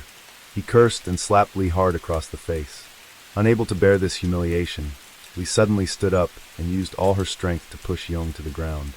She then sat on top of him, used both hands to choke him, then wrapped a scarf tightly around his neck and squeezed hard. Young struggled desperately, but his body seemed unresponsive, his limbs weak. Lee, who suffered from depression, relied on sleeping pills to sleep and always carried a few pills with her.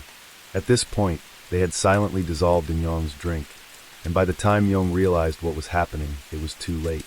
Seeing Young lying motionless showed no remorse. Instead, she took plastic wrap and tightly wound it around his face multiple times, then wrapped him in a blanket and moved him to the guest bedroom. For a long time after that, she paid no attention to her former lover, wrapped in plastic until the body began to decompose. Only then did she retrieve the large plastic container she had used 15 years earlier, put Young's body inside, placed it on top of the other victim, and poured in a large amount of salt. At this point, the truth about the victim on top in the container had been revealed. As for the other victim, Lee claimed that 15 years ago she had encountered a foreigner with fierce eyes on the street. This person had demanded money from her, but when she refused, a struggle ensued. Eventually, she overpowered and killed the man. Afterward, she found another foreigner on the street and promised to pay him $1,000,001, approximately $750, to help her hide a body in the plastic container. But was the truth really as Lee Young-suk had confessed? DNA test results identified the second victim as Park Dong-hyun, 41 years old. He wasn't a robber, nor was he a foreigner, but a native Korean. This person was none other than Lee's husband. When the police questioned Lee again, she changed her story, saying she hadn't done anything to her husband. She claimed that 15 years ago, she woke up one morning to find her husband dead on the balcony. Faced with this sudden shock, she didn't know what to do, and out of love for her husband, she put him in the plastic container, wanting to preserve his memory forever. This statement was clearly unconvincing. The police continued to investigate the couple's past, but the incident had occurred 15 years ago, and there wasn't enough evidence to prove that Lee had killed her husband.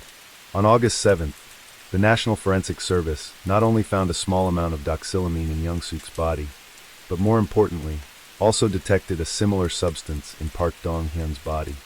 The initial verdict found Lee Young-suk guilty on all charges and sentenced her to 24 years in prison. Not accepting the initial verdict, Lee decided to appeal, completely changing her testimony. She now claimed that her husband, Park Dong-hyun, had died of natural causes. She said she had only placed him in the plastic container.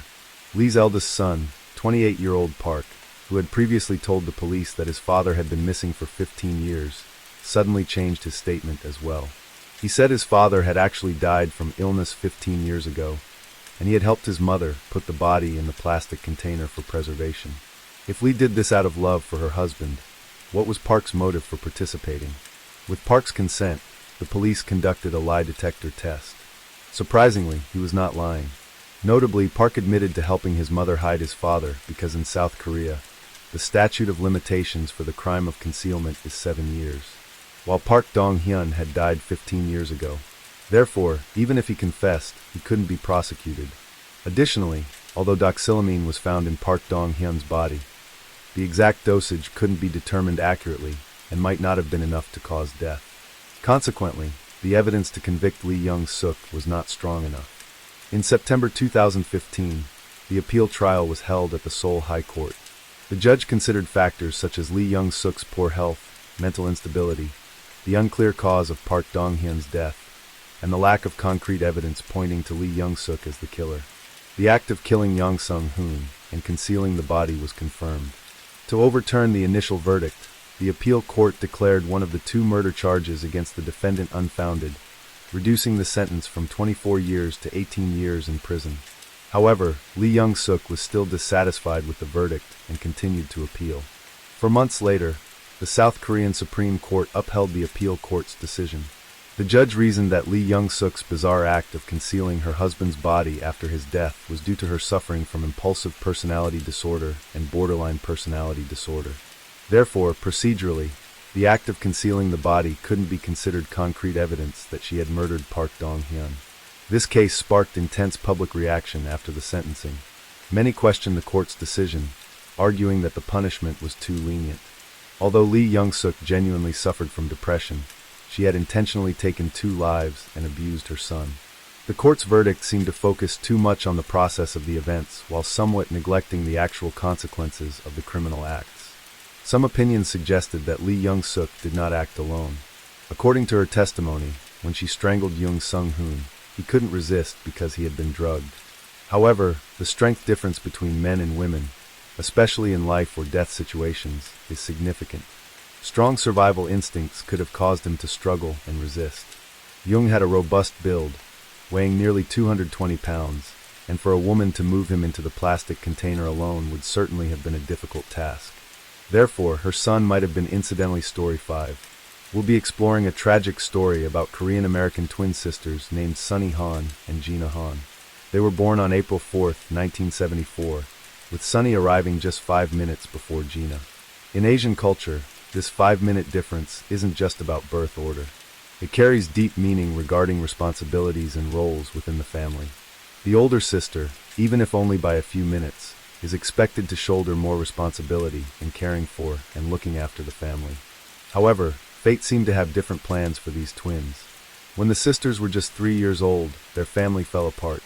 After their parents divorced, Sunny went with their mother, while Gina stayed with their father. Not long after, their father remarried and left the burden of raising 6 children, including the twins and 4 other siblings, to his ex-wife. The weight of life bore heavily on the unfortunate mother. To provide for her brood, she took on various jobs, from bartending to dating multiple men. The stress of caring for so many children at once overwhelmed her. She was forced to work as a bartender, doing all sorts of jobs, and even dating various men. Eventually, the unstable lifestyle led her into a spiral of addiction and gambling. Sunny and Gina went through periods when their parents were absent for days. They had to fend for themselves when there wasn't enough food in the fridge, while also taking on the responsibility of caring for their siblings. These children essentially grew up under the negligence of their parents. However, it seemed that from a young age, their mother favored Sunny more because she was the firstborn. Despite their difficult circumstances, Sunny and Gina maintained a miraculous connection. When one fell ill, the other could sense it, and sometimes even experience the same symptoms. They were like 2 reflecting mirrors, bound by the invisible thread of sisterly love. When Sunny and Gina were 12, their mother decided to move to America. She brought the whole family to the U.S., hoping for a fresh start. They settled in Seattle for a year, but history repeated itself.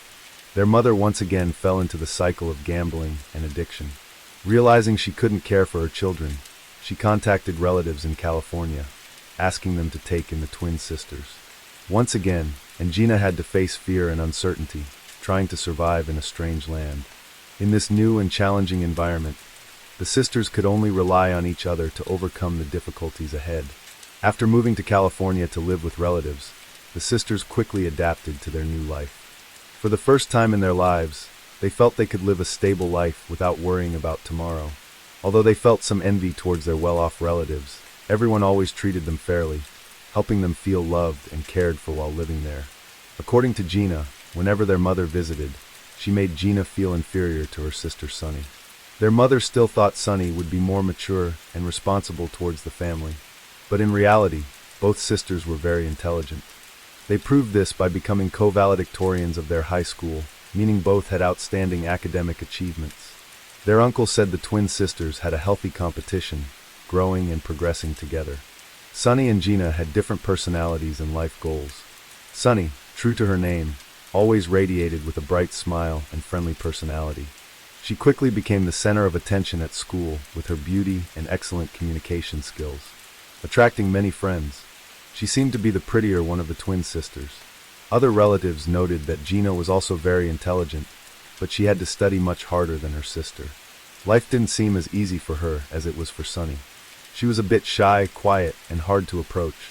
Sunny, on the other hand, always seemed to have everything before Gina. She was the first of the two to have a boyfriend, the first to have a part-time job, and many other firsts. All siblings have arguments, and that's normal. But the fights between these twin sisters became incredibly bad when they were 15. At that time, Sunny used a pen or some sharp object to poke Gina, and their argument turned extremely violent and tense. There were always exchanges of words, with Sunny frequently saying, "I'm older, so I have more to say," to assert her position. This rivalry seemed endless, and Sunny appeared to always be the winner in this invisible competition. On the surface, they seemed like a happy family, but the reality was completely different. Cracks began to appear in their senior year of high school, when Sunny was suddenly kicked out of her aunt and uncle's house. The reason might have stemmed from the tense relationship between them and the twins' mother.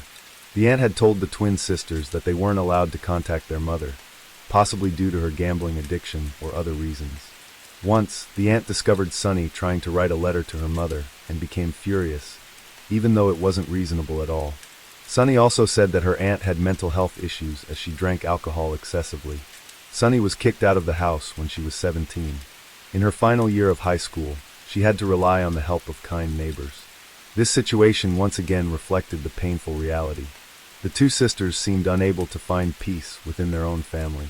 Conflicts and friction constantly occurred, not only with relatives, but also between the two of despite the difficulties and challenges.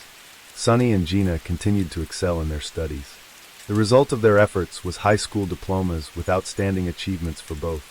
It seemed that after so many storms, a new horizon full of promise was opening up before them. With her talent and effort, Sunny won a full scholarship to college, a precious opportunity for her to continue her education and build a future. Meanwhile, Gina made a different choice. Realizing that an academic environment might not suit her, she decided to join the U.S. Air Force, which can be considered a significant turning point in her life. Sunny's college life initially seemed promising, but soon after, she began to fall into a cycle of unhealthy relationships. She gradually got caught up in endless parties, neglecting her studies. At the same time, she developed a habit of extravagant spending, becoming obsessed with luxury items she had never dared to dream of before. As a result, Sunny's grades plummeted.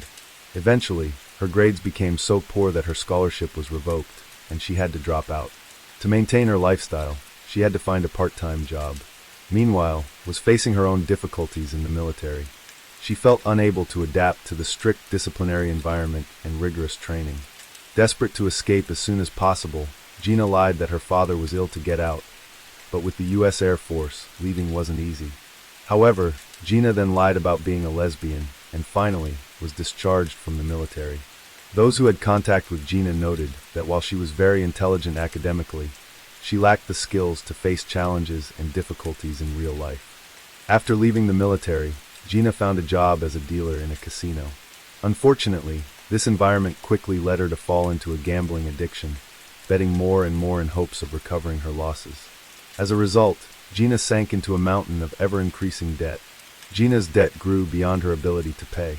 In desperation, she began to deceive even her closest relatives. Shockingly, the amount of money Gina stole from her aunt and uncle reached $40,000. She didn't stop there, but also forged checks and stole credit cards to manage her debts. The consequence of her criminal actions was a sentence of 10 days in jail and 3 years of probation. It seems that her experiences led Gina to develop a compulsive personality. Whenever she got angry, Gina would immediately try to destroy something or act extremely recklessly. Those around her observed that Gina always tried to achieve her goals by manipulating and lying to others. When they were around 20 or 22 years old, Sunny realized that her sister was in difficult circumstances. One day, she received a call from Gina asking, "Can I come and stay with you?" Without hesitation, Sunny immediately agreed. Notably, before this point, the sisters had hardly been in contact since graduating high school. They only talked or texted a few times a year, as each was busy with their own life. When Gina reunited with her twin sister after a long time, she saw that Sunny was living a life completely opposite to her own. Sunny owned luxurious designer items, lived in a beautiful apartment in a prime location, and drove an expensive car. Even as adults, Gina still felt somehow inferior to her sister. But in reality, Sunny's life wasn't as glamorous as it appeared on the surface. Sunny was also caught up in a pile of debt, facing legal troubles due to her addiction to this lavish lifestyle, a life she couldn't afford. Eventually, Sunny stole credit cards from her friends to maintain a lifestyle she thought was on par with her wealthy friends. Strangely, although the twin sisters had been separated since graduation, they led eerily similar lifestyles.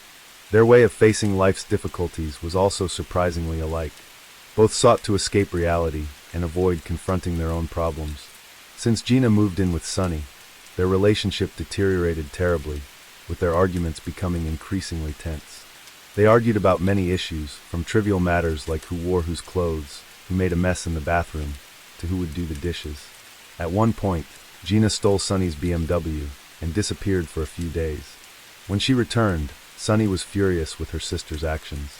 Neighbors recall having to call the police because the twins argued so much.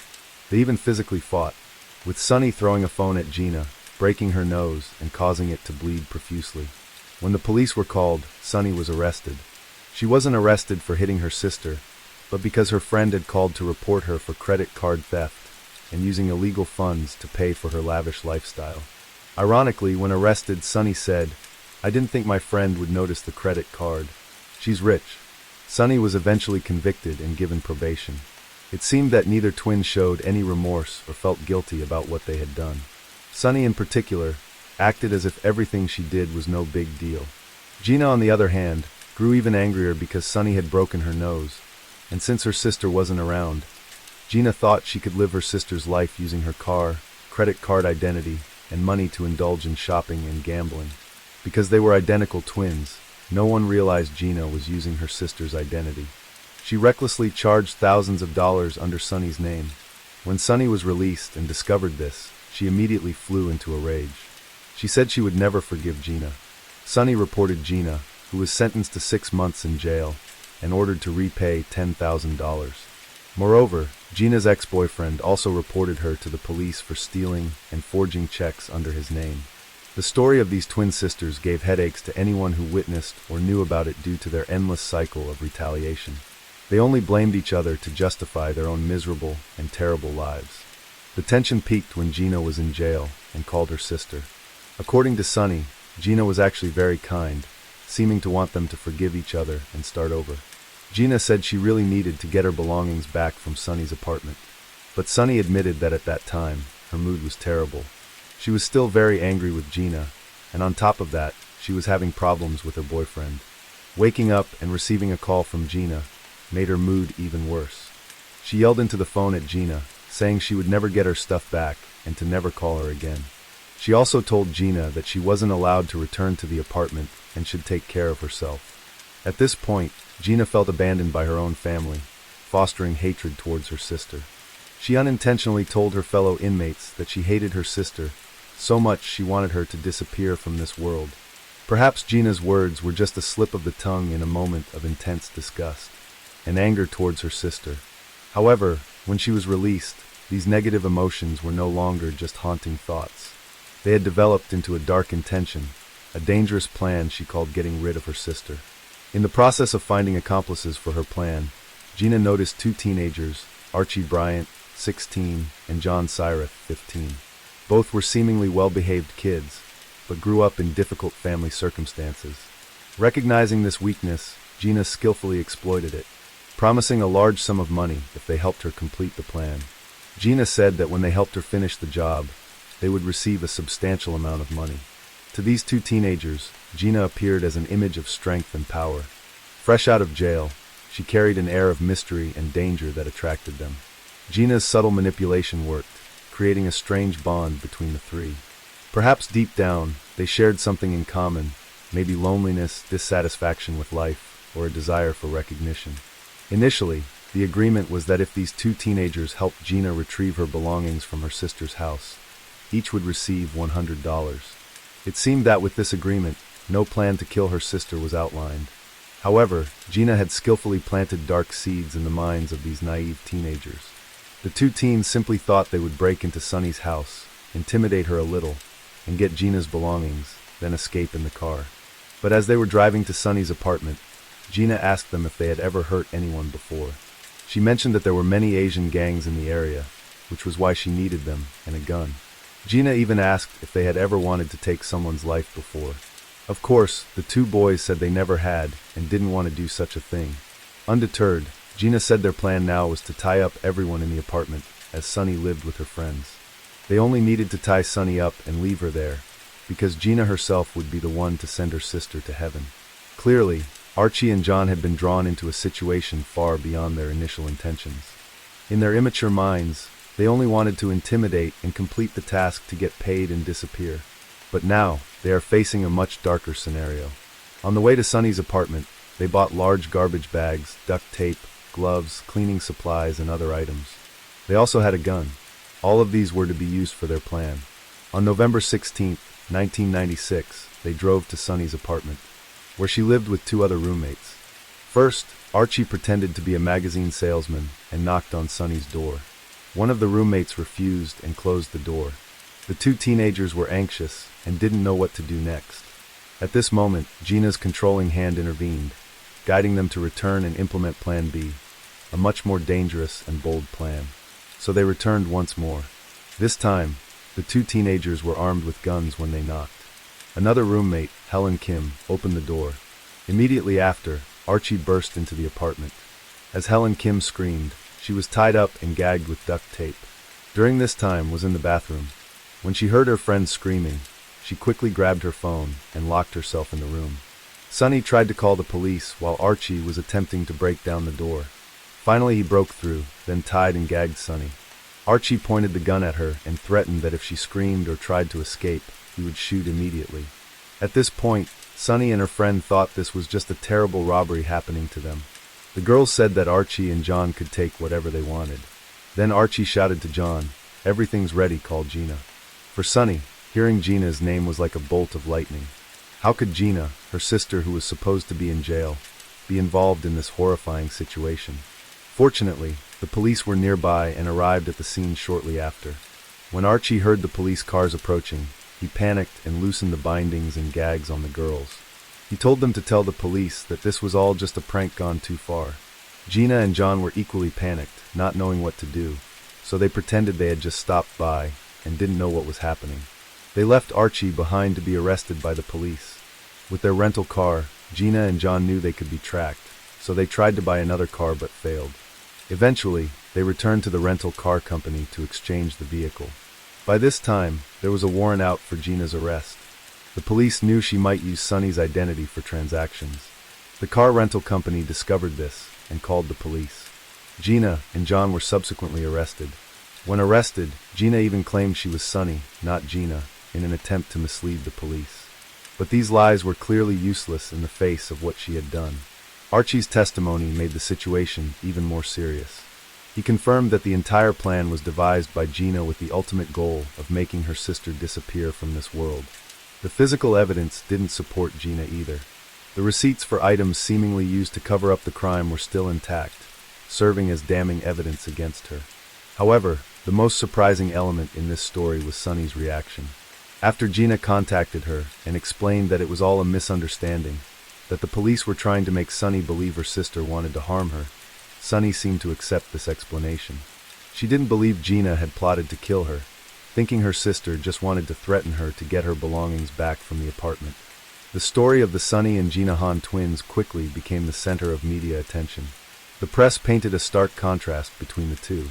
Sunny was portrayed as the kind-hearted sister, neatly dressed with long, straight hair, appearing in court in a well-tailored suit, while Gina was depicted as the villain, a criminal addicted to gambling and always envious of her sister. However, Sunny's reaction surprised many.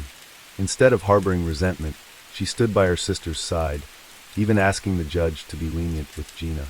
This action was initially seen as a noble expression of sisterly love, but later became a subject of controversy. Sunny was criticized for allegedly trying to profit from her own tragic story. She hired a manager to handle media relations and interviews, even spending $10,000 to organize her own television interview. There were also rumors that Sunny was trying to sell the rights to her story for several $100,000 to have it adapted into a film. By the third day of the trial, Sunny's appearance had changed dramatically. She appeared confused, stuttering, without makeup, and seemingly lacking the strength to testify. The main reason was believed to be extreme stress. Gina, on the other hand, remained confident that she wouldn't be imprisoned for long. She thought she could persuade the judges, especially since her own sister had said she didn't believe Gina would try to kill her. However, the judges had evidence of the receipts for items they had purchased at the supermarket. All these items pointed to preparation for a crime. Finally, the court sentenced Gina to 25 years in prison. Her accomplice Archie was sentenced to 16 years, while John received an 8-year sentence.